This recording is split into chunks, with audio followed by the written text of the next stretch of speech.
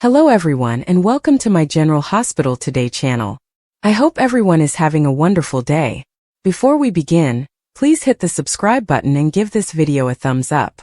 On Valentine's Day, Chase surprises Brooklyn, and Elizabeth gets an unexpected guest. On General Hospital Today, Trina confesses to Kai, Jack surprises Carly, and Lucas' date ends badly. Brooklyn knocks on the door while Chase is taking a shower and tells him she doesn't want to be late. He jokes that they could be a little late in an attempt to persuade her to accompany him. Lulu delivers a box of Valentine's cupcakes from Eckert's to Rocco in the Quartermain kitchen. I should be down for those in the morning, Dante says. Where are you? Lulu wonders.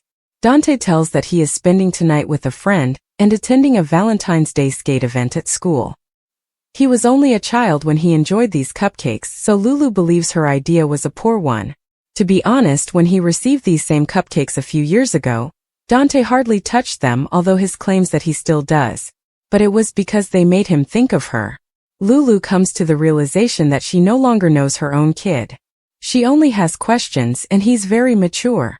She asks a lot of questions like who his first crush was and how he's doing in school. After Dante instructs her to fire away, Dante responds to her inquiries and promises to help her get to know their son.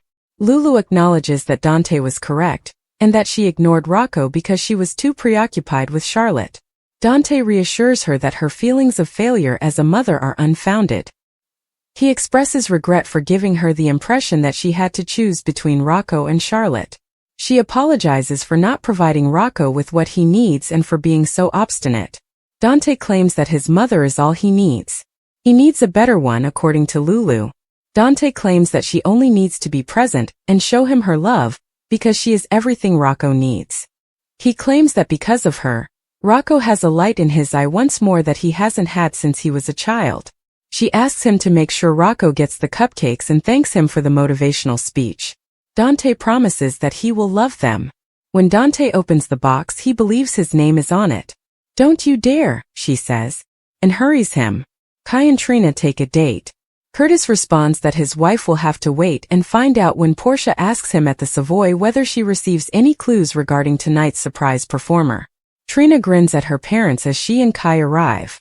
Curtis interrupts Portia when she tries to say hi because it's obvious she's on a date. This is a huge deal, so Portia is thrilled for her. She hasn't seen anyone since Spencer until now. After getting a table with Trina, Kai claims that he had to pull some ties to get them in because his teammates claim that this is the best club in town. Before acknowledging that she had a confession to make, Trina lets him boast for a little while. She discloses that her dad is the owner and that she has been here previously. Her parents, who are observing them from the bar, wave at her. When Kai and Trina speak with her parents, Curtis advises them to stay put for tonight's surprise musical guest. Spinelli is alone herself, talking on the phone to Maxie, who is not feeling well. He says he will be Lucas's Cupid. When Lucas shows up, Spinelli says Maxie has found him the one.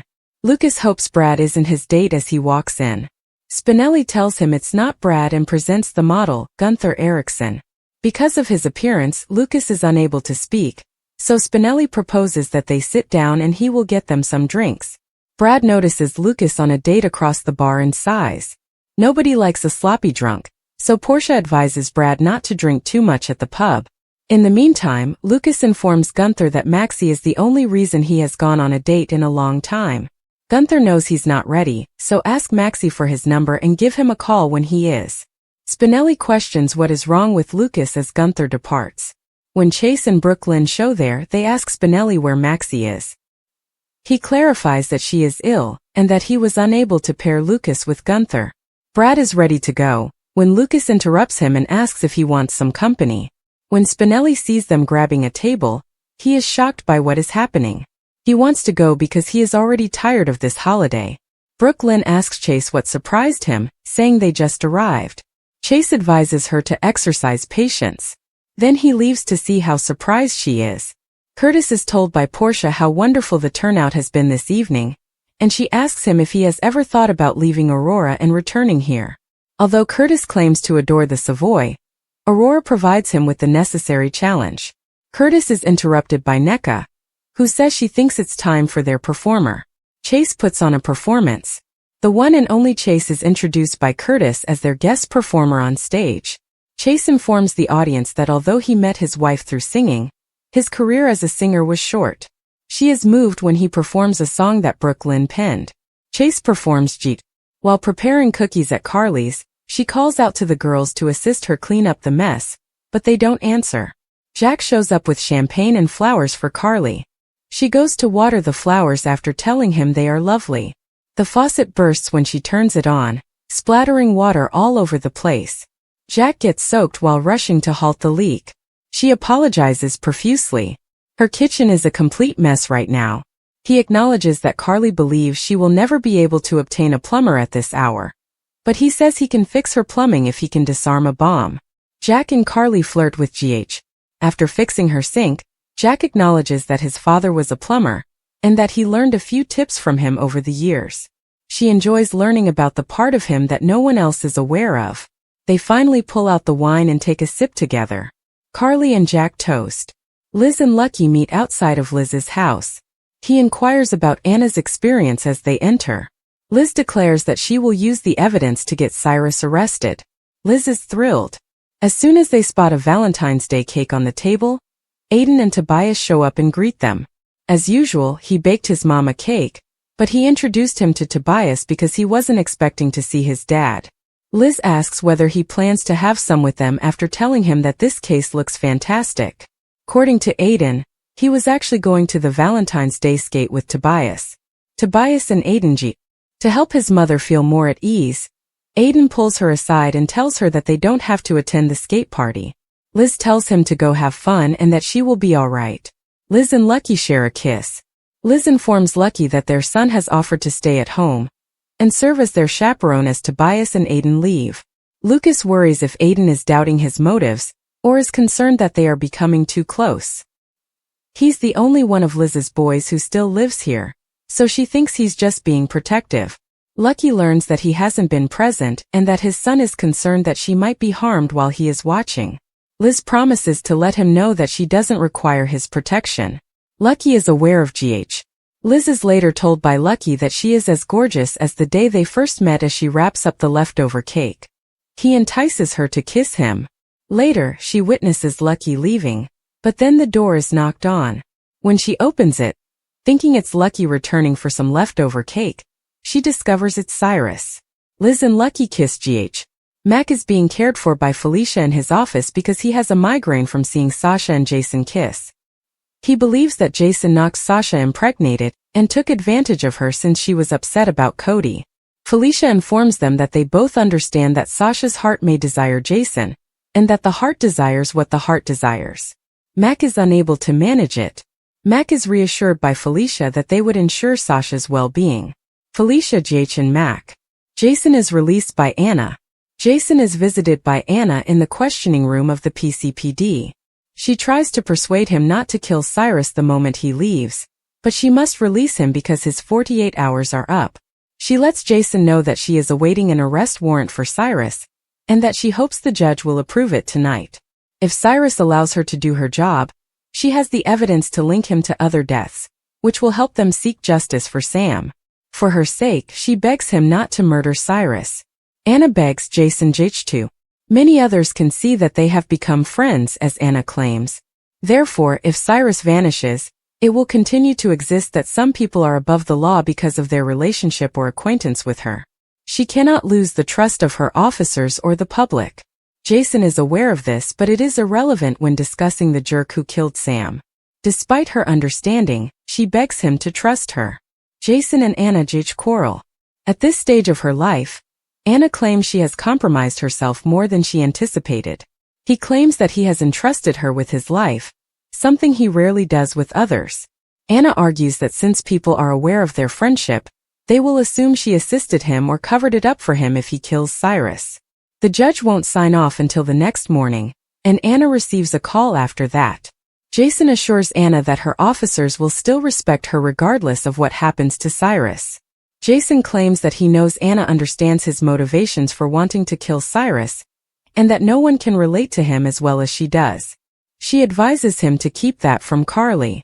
She asks him to be a friend and not harm Cyrus, but she must let him go. He simply tells her that she is a terrific friend and that he values her without responding. Curtis vents to Portia on the upcoming General Hospital. They don't want him to ruin their evening.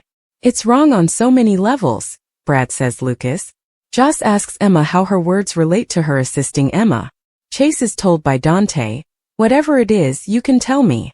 Lulu snaps at Brooklyn, accusing her of being at blame if she doesn't get what she wants. "I'm afraid this can't wait," Cyrus says to Liz. Michael needs to go back and get Sasha's child. Repair his bad writing choice? Will a return plot correct an out-of-character writing choice in General Hospital, where teasers indicate that Michael Corinthos must claim his child? After his recuperation, Michael is expected to return to Port Charles, which may present an opportunity to make some adjustments. At the German clinic, Michael is undergoing a challenging healing process, but he is receiving the best treatment available. Michael's burns from the penthouse fire won't leave him with any significant scarring if all goes according to plan. That's encouraging and might indicate that Chad Duell will return to the position when the time is appropriate. Jitch avoided the apparent recast scenario and left the door open for Duell's reappearance because the program didn't want to go down a deformed road with head bandages.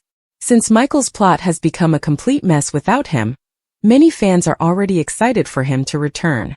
To be honest, there is no logic to this whole Sasha Gilmore-Corbin affair. Sasha informed Michael that she intended to raise the child on her own, partly because she didn't want the child associated with the Quartermaines or the mob drama of Sonny Corinthos. Given that Stone Cold is Sonny's right-hand man and a hitman with ties to the Quartermaines, Jason is essentially the worst phony baby daddy imaginable. Although word is spreading quickly that Jason is the father, Sasha is still adamant about raising the child alone, and she plans to allow the public to continue to believe so. It looks like a simple way to start a fight and possibly endanger this infant. Naturally, Sasha is also concerned that Michael might lose Amelia and Wiley Corinthos in the custody dispute. If everyone discovers that Michael is Sasha's child's biological father, it will be impossible for him to hide his infidelity. Nevertheless, Michael's willingness to allow Sasha to raise his child without his presence appears uncharacteristic. It's hard to imagine Michael, who is a wonderful father who loves his kids, could watch helplessly as this baby is born and not claim it. When Sasha claimed that Michael agreed with her plan to fly alone, even Jason had a suspicion that she was lying. Since it didn't seem like a decision Michael would make, Jason traveled to Germany to receive confirmation from Michael personally. Hopefully, things work out so that Michael may finally return home and claim his child. Maybe after the baby is born and can be held in his arms with love, Michael will alter his mind. We'll keep you updated on any return indications and future narrative predictions, because General Hospital spoilers indicate that Michael's return might cause some major repercussions in the future. Liz is saved from Cyrus by Lucky. Carly and Brennan are interrupted. Drew creates drama. According to General Hospital teasers on Wednesday, February 19th, Carly Spencer and Jack Brennan will be interrupted as Lucky Spencer attempts to save Elizabeth Baldwin from Cyrus Renault. Here's what viewers should anticipate from Drew Quartermaine, who will also generate some trouble. Drew and Curtis Ashford will have a fierce argument at the Savoy, and Ashford will ultimately want to forget the altercation. Curtis will reassure Portia Robinson that their evening won't be ruined by Drew. In Wednesday's show, Willow Corinthos will be surprised. Willow might witness Drew and Curtis's confrontation up close, so she might be taken aback by how intense it becomes. Brad Cooper will then go on to speak with Lucas Jonas and imply that there are numerous issues. Lucas may acknowledge his difficulties in dating and express concern that he is no longer a suitable partner. Brad might have to work quickly to persuade Lucas that he still has it. Emma Drake will ask Jocelyn Jacks for assistance at Bobby's, but it might have to wait. After her shift ends, Jocelyn will surreptitiously go to Cyrus's hideout, leaving Emma to form a bond with Giovanni Gio Palmieri. Dante Falconeri, on the other hand, will sense that Harrison Chase needs to vent. Dante will reassure his buddy that Chase can tell him whatever it is. It appears that Chase will come clean about discovering he is sterile because he will eventually confess something. Chase will get an opportunity to express his grief at not being able to conceive for Brooklyn. Naturally, Chase is unaware that Brooklyn became pregnant with Dante while still a teenager and placed the child for adoption. Since Dante is also unaware of that, a big surprise is about to happen to them both. She will lash out at Brooklyn Quartermain with Lulu Spencer. It is your fault if you are not getting what you desire. In the GH episode on Wednesday, Lulu makes a declaration. Carly and Brennan's romantic evening will come to a screaming end as Lulu and Brooklyn's working arrangement takes yet another tense turn. Brennan might receive a warning about Jocelyn going to Cyrus' hiding place alone herself at night. Brennan might become anxious as a result, which might lead him to pursue Jocelyn in order to protect her. In any case, Brennan might rush into Carly's relationship and leave her wondering what's actually going on. Now that Cyrus has arrived at Liz's residence, she will attempt to get rid of him. Cyrus, on the other hand, will likely force his way in and urge that this simply cannot wait.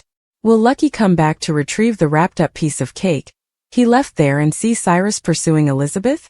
After he leads into action and possibly gets stabbed during the conflict, Lucky can end up receiving the digitalis injection intended for Liz. Stay in for updates on the concerning news that lies ahead, as our predictions indicate that Lucky at JH may soon face a medical catastrophe. According to General Hospital spoilers, Cyrus is about to lose his composure due to Lucky's valiant actions. On PC, Valentine's Day entails a performance, a kiss, and the appearance of a killer. Love was undoubtedly in the air on General Hospital today, which was officially Valentine's Day in Port Charles. Now let's review the episode. General Hospital recap. The Savoy on Valentine's Day. Before they leave for the evening, Harrison Chase invites Brooklyn Quartermain to join him in the shower. On their first formal date, Trina Robinson and Kai Taylor arrive to the Savoy, where Curtis Ashford and Portia Robinson are already. Trina reveals that her dad runs the club after some small talk. Maxie Jones is reassured by Damian Spinelli that he will be Lucas Spencer's ideal Cupid. He proposes that Lucas and Gunther, a trauma surgeon, grab a table while he brings them drinks. After some discussion, both of them decide that Lucas isn't ready to date, so Gunther departs.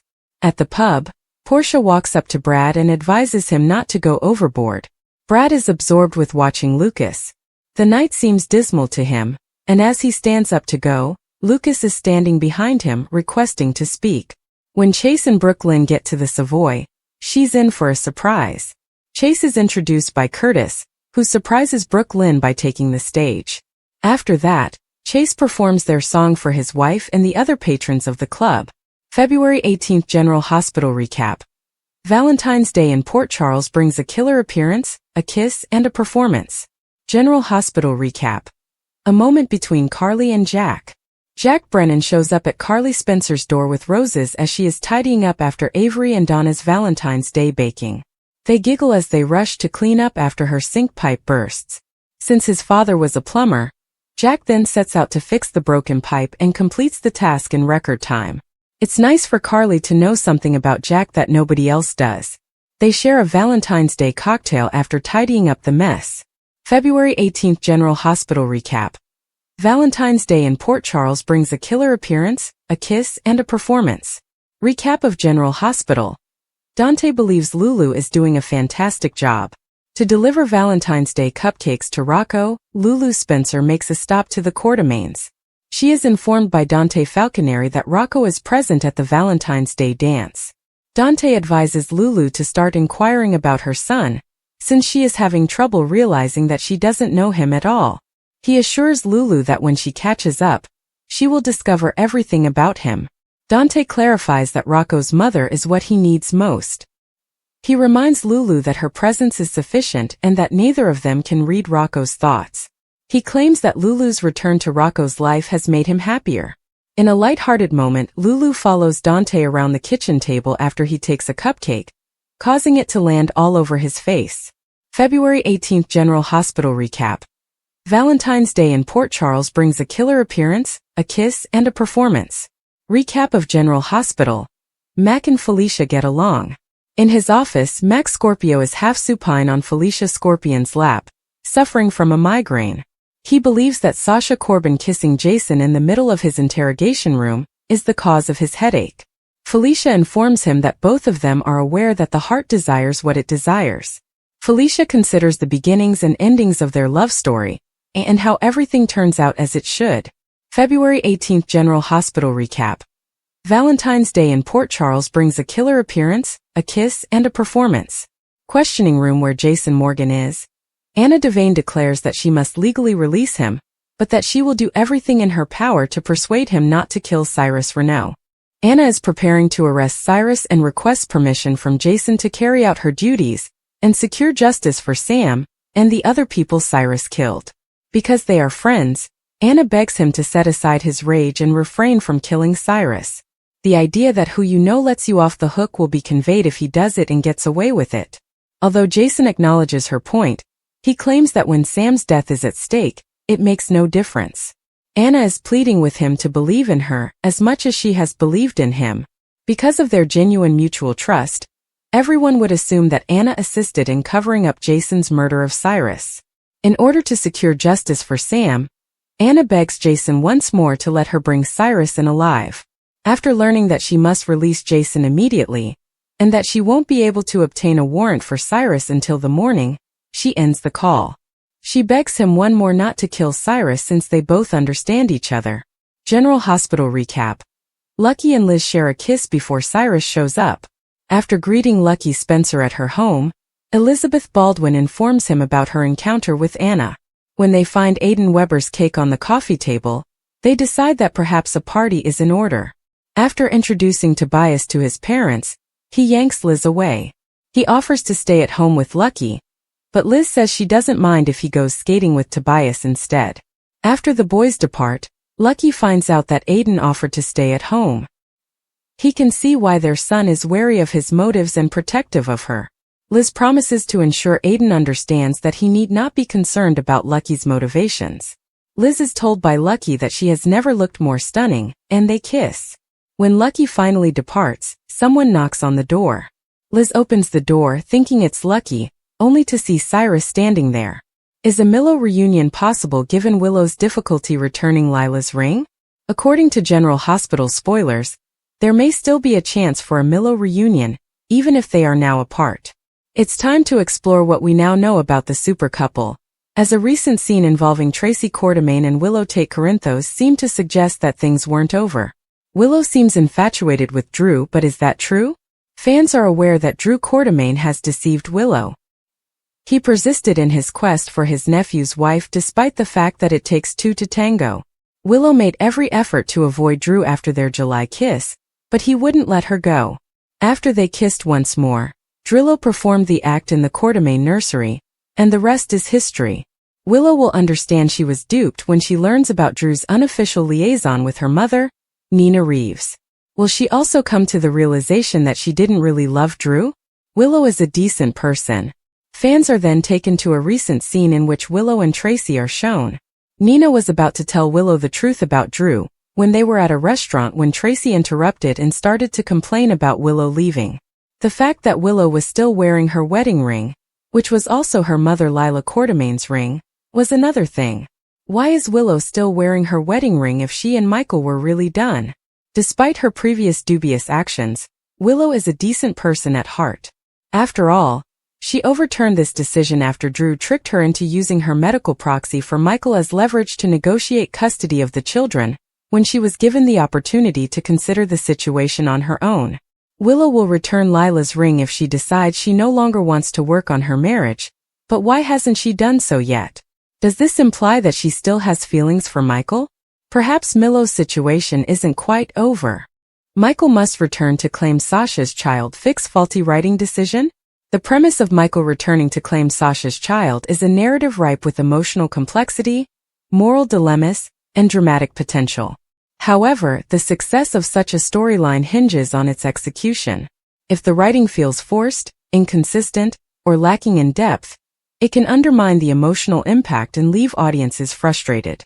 To address whether this plot point is a faulty writing decision, we must dissect the elements of the story, examine the characters' motivations, and explore how to refine the narrative to make it compelling and believable. Understanding the context. First, let's establish the context. Michael and Sasha are presumably central characters in a larger story, and their relationship has likely been fraught with tension, unresolved issues, or significant events that have shaped their dynamic. The introduction of a child adds another layer of complexity, especially if Michael's return is unexpected or unwelcome. For this storyline to work, the audience needs to understand the history between Michael and Sasha. What drove them apart? Was their relationship romantic, platonic, or adversarial? How does the child factor into their past? These questions are crucial because they inform the stakes of Michael's return and the emotional resonance of his decision to claim the child. Michael's motivation. Why now? One of the most critical aspects of this plot is Michael's motivation. Why is he returning now? What has changed in his life or circumstances that compels him to claim Sasha's child? If his return feels arbitrary or poorly justified, the audience will struggle to connect with his character or the story. Possible motivations for Michael could include a change of heart. Perhaps Michael initially walked away from Sasha and the child due to fear, immaturity, or external pressures. Now, he has grown as a person and wants to take responsibility. A personal crisis. Michael might be facing a life-altering event, such as the loss of a loved one or a health scare, that makes him reevaluate his priorities. New information. He could have recently discovered that he is the child's father, or he might have learned something about Sasha's circumstances that compels him to intervene. External pressure. Someone else, such as a family member or authority figure, might be pushing Michael to step up and take responsibility. Whatever the motivation, it must feel authentic and grounded in Michael's character. If his decision to return seems out of character or contrived, the audience will perceive it as a faulty writing decision. Sasha's perspective. Resistance or acceptance. Equally important is Sasha's reaction to Michael's return. How does she feel about him coming back into her life and claiming their child? Her response will shape the tone and direction of the story. Sasha's perspective could range from resentment and anger. If Michael abandoned her or the child, she might feel betrayed and unwilling to let him back into their lives. Fear and uncertainty. She might worry about how Michael's presence will affect the child or disrupt the life she has built. Hope and relief. If Sasha has been struggling as a single parent, she might see Michael's return as an opportunity for support and stability. Ambivalence. She could feel torn between her desire to protect her child and her lingering feelings for Michael. Sasha's reaction should reflect her character and the history she shares with Michael. If her response feels inconsistent or unrealistic, it will weaken the narrative. The child's role. A catalyst for conflict or reconciliation. The child is not just a plot device. They are a character in their own right, even if they are too young to actively participate in the story. The child's existence serves as a catalyst for the conflict between Michael and Sasha, but they can also be a source of potential reconciliation. Consider the following questions. How old is the child, and how aware are they of the situation? What kind of relationship do they have with Sasha, and how might Michael's presence affect that? Does the child have their own desires or fears about Michael's return? The child's role should be more than just a passive object of contention. They can add depth to the story by influencing the actions and emotions of the adult characters. Addressing potential writing flaws. If the storyline feels like a faulty writing decision, it's likely due to one or more of the following issues. Lack of character development. If Michael, Sasha, or the child are underdeveloped, their actions and reactions will feel hollow. The audience needs to understand who these characters are, what drives them, and how their past experiences shape their present decisions. Inconsistent motivation. If Michael's reasons for returning are unclear or contradictory, the audience will struggle to empathize with him. Similarly, if Sasha's reaction doesn't align with her character, it will feel forced. Predictable plot. If the story follows a predictable trajectory, such as Michael swooping in to save the day or Sasha immediately forgiving him, it will lack tension and emotional depth. The narrative should subvert expectations and explore the complexities of the situation. Unrealistic resolution. If the conflict is resolved too neatly or quickly, it will feel unsatisfying. Real-life relationships are messy and complicated, and the story should reflect that. Fixing the storyline.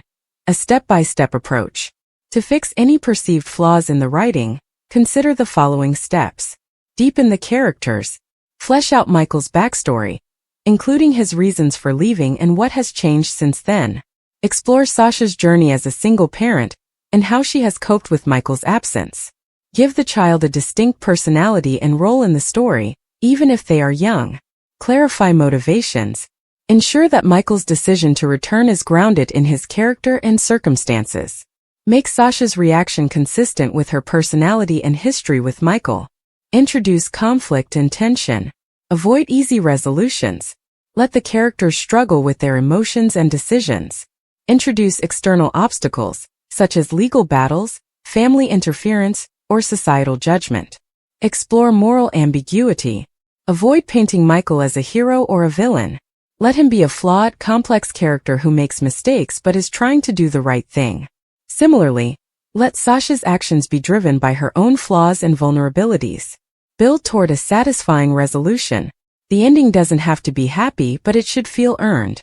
Whether Michael and Sasha reconcile or go their separate ways, the resolution should reflect the journey they've been on. Example scenario: a revised narrative.